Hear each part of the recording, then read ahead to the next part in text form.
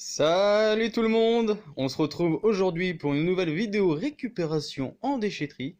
Donc voilà les dernières récupérations que j'ai pu effectuer en 3 semaines. Donc pas mal de récup. Donc on va commencer tout de suite avec les overboards. Alors, j'ai eu l'occasion de récupérer deux nouveaux overboards.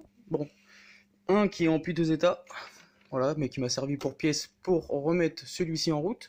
Malheureusement, la batterie est morte. Bon. Et entre temps, j'ai récupéré celui-ci, mais celui-ci a été démonté en partie, il manque le capot, et il manque des éléments. Malheureusement, bon, une petite selle de vélo, voilà, ça c'est toujours pratique, hein, parce que je récupère aussi des vélos. Et on va attaquer la partie outillage. Donc, alors, tout de suite, la perceuse à percussion, voilà, de la marque Dexter, qui est encore garantie jusqu'en 2022. Voilà, avec sa notice. Le seul petit problème, c'est qu'il manque les mèches. Mais bon, après, ça s'achète dans le commerce, donc c'est pas vraiment un souci. Elle fonctionne parfaitement. Donc, bonne puissance de frappe. Juste à côté, celle-ci ne démarre pas. Donc, la marque Parkside de chez Lidl. Donc, bon, garantie 3 ans, mais bon, c'est en panne. Juste à côté, on a du matériel Bosch. Donc là, une visseuse, dévisseuse, hein, classique. Donc les batteries fonctionnent, le chargeur aussi. Malheureusement, le moteur est défaillant, donc il fume, tout simplement. Juste en dessous, donc là on a deux modèles en panne. Donc un modèle de la marque Bosch. Donc là le problème vient de l'alimentation. Donc le bloc est cassé au niveau du plastique. Donc bon, malheureusement, il ne charge plus pour le moment. Donc à voir si j'arrive à le réparer. On verra ça dans une future vidéo. Juste à côté, on a un Rimbaud de la marque Stanley. Donc bon, celui-ci il est en assez bon état. Récupéré dans la benne de Ferrier. Avec un de mes abonnés. Voilà, donc bon, la lame est en bel état. Mais bon, je pense qu'il faudra un petit peu l'affûter. Bon, c'est du bon matériel et ça coûte quand même assez cher. Juste à côté, on a du matériel vintage de chez Black & Decker. Donc celui-ci ne marche pas. Le problème vient sûrement des charbons. Voilà, donc le mandrin ne se lance pas, hein, tout simplement. Juste à côté, on a une petite perceuse merdique, donc un truc à premier prix. Donc celle-ci, je n'ai pas pu la tester, hein. Comme d'habitude, j'ai pas le chargeur. Donc ça fait partie de la collection de toutes les perceuses que je peux avoir où je n'ai pas l'alimentation pour le moment. Et la batterie a l'air d'être oxydée. Donc de toute façon, je pense que ça sera à remplacer. Donc là, c'est plus pour pièces qu'autre chose. Juste à côté, on a deux visseuses portatives. Donc une de la marque Bosch et une de la marque Valex. Voilà, inconnue. Donc voilà. Malheureusement, j'ai pas les chargeurs. Les batteries ont l'air d'être en bon état, pas d'oxydation à l'horizon. Donc voilà, les mandrins ont l'air de se lancer, donc pas de souci particulier. Juste à côté, deux disques, voilà, pour disqueuse, hein, voilà. C'est toujours pratique, hein. Bon, ils sont utilisés, mais bon, ça peut toujours servir, hein, pour découper de la ferraille, c'est toujours utile. Juste en dessous, on a la partie batterie. Donc là, bon, des batteries non testées de la marque Bosch, j'en ai 5 identiques. Bon, il y en a au moins sûrement une qui doit encore marcher là-dedans. Donc à voir. Donc c'est des alimentations assez récentes, hein, au lithium. Donc à voir, à voir. À côté, on a des blocs avec les batteries. Malheureusement, les roumains sont passés par là, donc les câbles ont été coupés. Voilà, sur les deux alimentations. Malheureusement, voilà. Je vais pas pouvoir les tester tout de suite, il va falloir que je bricole le câble, et de toute façon, j'ai pas les perceuses qui vont avec, donc pour l'instant, ça me sert pas à grand chose. Juste à côté, on a une visseuse dévisseuse Ryobi, donc de 14,4 volts. Bon, pas en très bel état esthétique. Alors, la perceuse ne se lance pas. Donc sûrement un problème de charbon. La batterie a l'air de charger, donc de ce côté-là, il n'y a pas de souci. Malheureusement, voilà, donc une petite réparation à faire, mais bon, rien d'exceptionnel non plus. Et voilà, donc là avec sa batterie d'origine et son alimentation d'origine. Voilà, donc ça c'est plutôt cool aussi. Malheureusement, j'ai pas la boîte qui va avec. Donc, on va passer maintenant à du matériel un peu plus vintage et qualitatif. Donc, du matériel de la marque Peugeot. Donc, les deux fonctionnent. Donc celui-ci se lance parfaitement, hein, pas de souci. Donc une scie sauteuse assez ancienne, hein, voilà, en bel état, voilà, pas de casse. Le câble est aussi en bon état, hein, donc nickel. Donc la machine se lance parfaitement. Pareil pour la visseuse des visseuses qui est ici, donc une Peugeot 550 watts. Voilà, donc vraiment puissante et assez lourde. Voilà, qui se lance aussi parfaitement avec le petit outil pour visser et dévisser, donc ça c'est toujours pratique. Juste en dessous, pareil. Encore des batteries, donc de la marque Makita, donc des 18 volts, hein, au lithium aussi, donc non testé pour le moment, mais bon, ça j'en récupère assez régulièrement, donc c'est pas un souci. Juste à côté, un petit peu d'outillage. Donc on a un cutter avec des lames. Donc ça c'est cool, j'en ai toujours besoin pour dénuder. Et à côté, voilà, du matériel de mécanique. Voilà, pas mal aussi, hein. Aussi du produit qualitatif, hein. Voilà, assez lourd. Voilà. Pratique, pratique, pratique, quand c'est gratuit, c'est toujours bien. Juste à côté, l'informatique. Alors bon là, du PC portable, hein, assez vintage aussi, hein, ça date un petit peu. Donc les deux qui sont là se marchent, hein, ils ont été réparés par mes soins. Donc celui-ci, c'était la pâte thermique qui était complètement morte, donc je l'ai changé. Donc il tourne sous Windows XP, il a un disque dur de 40 Go, et voilà, et 1 Go de RAM. Donc bon, pas exceptionnel, mais bon, ça marche toujours et ça peut zonder. À côté, un Dell Latitude D610, voilà, qui tournait de base sous Windows XP, je l'ai fait passer à Windows 10. Il a 4 Go de RAM, il a 320 Go de disque dur. Voilà, un PC qui était pas mal.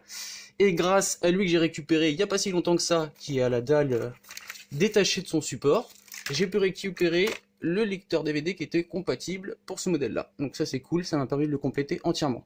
La batterie marche, donc voilà, c'est cool ça. C'est un petit modèle qui est quand même assez vieux et qui peut être encore mis à jour sous Windows 10. Donc ça c'est plutôt pas mal. Juste à côté, alors là je reviens sur deux disques durs que j'avais récupérés précédemment en déchetterie pour vous montrer un petit peu l'obsolescence programmée des produits. Donc les deux disques durs sont en état de marche normalement, hein, testés avec mon petit logiciel. Donc ils sont détectés comme en parfait état de marche. Malheureusement, ils font un bruit monstrueux. Donc ils grincent et tout, horrible. Impossible de les mettre dans un PC, donc ils sont malheureusement morts. Alors qu'ils sont détectés en parfait état de marche. C'est quand même étrange. Mais bon, voilà, l'obsolescence dans toute sa splendeur. Juste en dessous, une magnifique petite clé USB, voilà, de 2 Go. Plutôt pas mal. En dessous, des supports pour PC portable, donc ça c'est plutôt cool aussi, hein, de la marque Dell.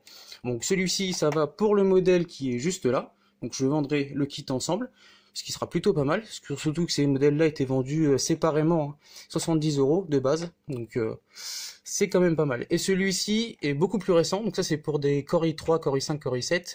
Donc voilà, support aussi en dessous, hein, avec tous les ports, voilà, mini display, VGA, voilà. Assez complet, plutôt pas mal. Alors, juste à côté, on a deux PC fixes. Alors on en a un qui est assez récent, avec un Core i3. Bon, malheureusement, l'état esthétique est déplorable. Voilà, il manque le capot sur le côté et le capot au niveau du lecteur DVD. Donc bon, il est inutilisable et amendable en l'état. Donc celui-ci, il fonctionne parfaitement. Malheureusement, je vais devoir trouver un boîtier. Ce qui n'est pas le cas pour le moment, j'en ai pas sous la main. Pareil pour celui-ci, c'est un vieux boîtier. Hein. Voilà. Une vieille daube qui était avec un Celeron D, donc un modèle qui était de 2004 hein, de base. Donc celui-ci, il a été, on va dire, upgradé. Ils ont mis un disque dur de 500 Go. Il y a un processeur dual-core, un E7500 à 2,66 GHz, donc qui était plutôt pas mal. Et il y avait 4 Go de RAM. Bon, malheureusement, la tour est pourrie et c'est invendable en l'état, donc je vais devoir la changer aussi. Donc voilà, donc, des modèles qui me serviront pour pièces pour le moment. Juste à côté, on a 3 micro-ondes. Alors, le premier micro-ondes grill de la marque Whirlpool, qui fonctionne parfaitement, voilà, et qui est déjà donné à un membre de ma famille. Juste en dessous, on a un modèle de la marque Samsung. Alors celui-ci, il fait grill aussi, donc le grill fonctionne, mais le partie micro-ondes ne marche pas. Il ne chauffe pas pour le moment, donc à voir. Et celui-là en dessous, le Sharp, et bah le câble est coupé, tout simplement, donc j'ai pas pu le tester pour le moment. Avec tout ce que j'ai récupéré dernièrement, j'ai pas eu le temps de m'en occuper. Donc à voir dans une prochaine vidéo aussi. Juste en dessous, on a tout un tas de câbles, divers et variés. Juste à côté, on a quelques alimentations pour PC portable. Donc ça, c'est toujours pratique, hein, des modèles d'HP, Dell et compagnie. Voilà, on a aussi des modèles universels pour différents PC. Mais par contre, j'ai pas les embouts pour le moment. Par contre, ils sont fonctionnels, donc ça, c'est toujours cool. Mais bon, il faut que je trouve les embouts maintenant. Juste à côté, alors là, on a du vintage des années 80. Voilà, donc une radio TSF de la marque Grundig, fabriquée en Allemagne de l'Ouest. Voilà, en 1979-1980. Donc ce modèle fonctionne. Le seul petit souci, on va dire, c'est l'antenne. Voilà, l'antenne est un peu dévissée, donc il va falloir que je la démonte et que je la resserre, ou que je la remplace, parce que le métal qui est du laiton m'a l'air d'être un petit peu cassé en fait de près. Donc peut-être remplacer l'antenne, mais en tout cas fonctionne parfaitement et vraiment la qualité de son est vraiment bonne. Voilà. Alors, juste à côté, partie téléphonie, console de jeu, calculatrice et compagnie. Donc on a quelques chargeurs ici hein, qui vont avec les téléphones. Donc ces différents téléphones. Alors, tout de suite, le LG qui est ici, il est pété. Voilà, l'écran est mort. Celui-ci, bloqué iCloud, compte Google, là, franchement, à chaque fois, ça c'est chiant. Le téléphone était parfaitement fonctionnel. Bon, malheureusement, il manquait le cache arrière, mais bon, c'est quand même un beau modèle. Bon, je vais essayer de le vendre pour pièce. Pareil pour celui-ci, donc ça c'est un J5, ça c'est un J3. Donc le J3, pareil, donc il était quand même en bon état esthétique, hein, malgré les petites traces qui sont ici. Hein. Ils sont quand même les deux plutôt en bon état. Et celui-ci c'est pareil, hein, compte Google. Le modèle qui est ici, par contre, je pense que je vais pouvoir le refaire. Donc ça c'est un modèle Apple, donc l'iPhone 4S. Donc voilà, modèle de 16 Go. Donc celui-ci il a un code au démarrage, donc je vais essayer de le restaurer. Voilà, comme vous pouvez voir, hein, il a la batterie, il est chargé, mais il y a un code, voilà. Donc je ne peux pas y accéder pour le moment. En tout cas, il a pas l'air d'être bloqué avec un iCloud. Donc bon, je pense que celui-ci sera récupérable et revendable. Juste en dessous, bon là on a du modèle vintage, on a du Nokia, du Philips, Sony, compagnie. Bon là il y en a, il manque carrément les batteries, les caches et tout. Donc ça c'est plus pour pièces. Hein. Voilà, je les mets de côté. Après je pense que je les vendrai sûrement par lot, tôt ou tard. Voilà, donc il y a un peu de tout. Pareil, hein, le Mi-Disc est ici. J'ai pas pu le tester pour le moment. Donc c'est un modèle de la marque Sharp, comme le micro-ondes. Donc ce modèle-là, il a un modèle spécifique de chargeur que je n'ai pas pour le moment. Donc c'était le modèle mini-disc et il y a un mini-disc à l'intérieur. Voilà. Donc les mini-disques qui avaient été créés par Sony et qui ont fait un flop monumental et qui ont duré 30 ans. Voilà. Et qui a été remplacé par le DVD. Voilà. Pour ceux qui connaissent pas, voilà ce que c'est le mini-disque. Voilà. Merci Sony, mais c'était un flop. Juste en dessous, donc on a une calculatrice Casio. Donc celle-ci marche. Voilà. Increvable, hein, des modèles des années 90, indestructibles. Mais qui ne sont plus aux normes pour passer le bac, malheureusement. Juste à côté, on a une DS, donc la DS non testée pour le moment. Bon, malheureusement, elle a été récupérée par terre, et la charnière est cassée. Voilà, bon, sûrement une récup des Roumains qui a mal abouti. Voilà, donc malheureusement, je pense qu'elle servira plus pour pièces. Alors, à côté, on va passer aux écrans. Alors, les deux écrans qui sont ici, ce sont des écrans de PC, donc de 22 pouces chacun. Donc le modèle de droite, le Acer qui est ici, fonctionne parfaitement. Donc il a une connectique DVI et VGA, pas d'HDMI malheureusement. Et le Samsung qui est ici ne marche pas, donc toujours les mêmes pannes. Je pense que les condensateurs, j'en ai déjà démonté un précédemment dans une précédente vidéo. Donc c'est toujours les condensateurs avec Samsung, mais la dalle est en parfait état de marche. Donc ça c'est quand même cool. Juste en dessous, on a des modèles un peu spécifiques.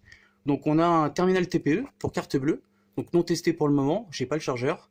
Et juste à côté, on a un PC caisse, voilà, avec le petit afficheur digital sur le côté. Voilà, donc ça c'est un petit PC qui tourne sur Intel Atom et qui peut être passé à Windows 10 si je le bricole bien. L'écran est tactile, donc ça peut être plutôt pas mal. Donc à voir, peut-être un futur projet. Donc, juste à côté, un gros écran. Donc celui-ci, c'est un modèle de la marque Polaroid. Donc il y a un 32 pouces de 80 cm. Donc celui-ci démarre, mais il a l'air de chauffer un petit peu. Donc il y a des composants sûrement qui vont devoir être remplacés. L'écran fonctionne, mais il y a des, on va dire, des grilles sur l'écran. Ça fait des bugs d'affichage assez récurrents.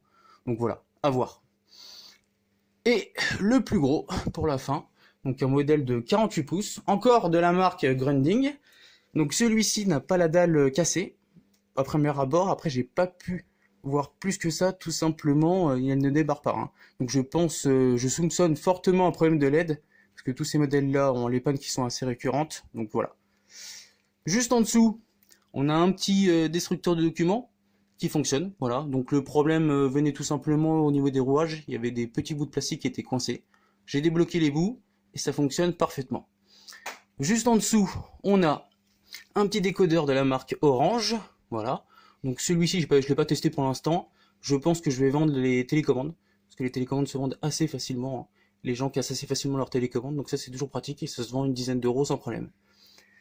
Juste à côté, la partie console. Alors là, une PS4, eh oui, une magnifique PS4. Donc ma première récupération de PS4 en déchetterie. Donc c'est un modèle FAT, donc le premier modèle, hein, modèle de 500 Go. Alors malheureusement, elle ne démarre pas. Elle a un problème de lumière bleue, donc le BLOD. Voilà, malheureusement, elle servira pour pièce, je pense. C'est un problème du CPU ou de la carte graphique qui est intégrée sur la carte mère, qui doit être défaillante. Après, j'ai vu qu'en la secouant, il y avait pas mal de petites poussières et compagnie à l'intérieur, donc je pense qu'elle n'a pas été bien entretenue ou bien stockée. Donc à voir. Donc je l'ai nettoyée, hein. Au début, elle n'était pas comme ça du tout. Elle était complètement dégueulasse, hein. Voilà. Juste en dessous, qui écrase, voilà, une Xbox 360 complètement éclatée. Voilà, donc celle-ci qui me servira pour pièce. J'ai plus les capots et tout. Je pense qu'elle a été en partie démontée. Donc je verrai ce que je peux en faire. Voilà, ça peut toujours servir de pièce, hein, pour le lecteur DVD ou pour les dissipateurs, ça peut toujours être utile. Juste à côté, on a ce modèle, donc un modèle de première génération, mais qui fonctionne et qui est en bel état esthétique, donc complet, hein. Donc la manette que j'avais récupérée précédemment, j'ai pu la compléter avec, hein, comme elle était en état de marche. Et il y avait donc l'alimentation et le câble pour la connecter à la télé, donc la câble AV. Voilà, donc c'est un modèle classique, hein, qui n'avait pas de disque dur de base, et donc j'ai pu récupérer un disque dur dans une précédente récupération, un disque dur de 20 Go. Voilà. Donc c'est un petit modèle, hein, mais bon, ça se vend assez facilement maintenant, une quarantaine d'euros. Donc c'est pas un souci. Juste en dessous, on a quelques manettes et quelques cartes mémoire. Voilà, donc bon, des manettes diverses et variées. Donc Sony, PlayStation, des cartes mémoire pour la PlayStation 1 et 2, donc des cartes mémoire de 8 mégabits qui sont toutes en état de marche. Et on a ce magnifique crayon du Languedoc-Roussillon. Voilà, magnifique, incroyable, franchement. Il fait à peu près une quarantaine de centimètres. Voilà. Bon, bah voilà. Les gens achètent ça pour le jeter après. Je vois pas l'intérêt, mais bon. Voilà, encore une idiotie de ce monde. Juste à côté, on va finir avec une petite partie informatique. Donc on a quelques cartes, quelques clés USB. Donc des clés USB de 8 Go qui sont en état de marche. On a un petit récepteur infrarouge qui était branché sur la caisse, donc sûrement pour le connecter avec un module Wi-Fi. Et on a un petit raccordement USB pour le connecter à l'arrière d'un produit qui est assez pratique, voilà, qui fonctionne aussi. Juste à côté, on a cette petite barrette en DDR3 d'1 Go, donc bon, c'est un peu ridicule, mais bon, le design est plutôt pas mal. Modèle Gold, voilà. Juste là, on a 4 petits processeurs, donc des processeurs qui sont assez datés, hein, maintenant, mais qui sont plutôt pas mal quand même, ils ont des bonnes caractéristiques. On a un AMD Phenom 2, un Z940, voilà, qui a été cadencé à 3,06 GHz, donc c'est un beau petit modèle. Juste à côté, on a deux petits modèles des dual core.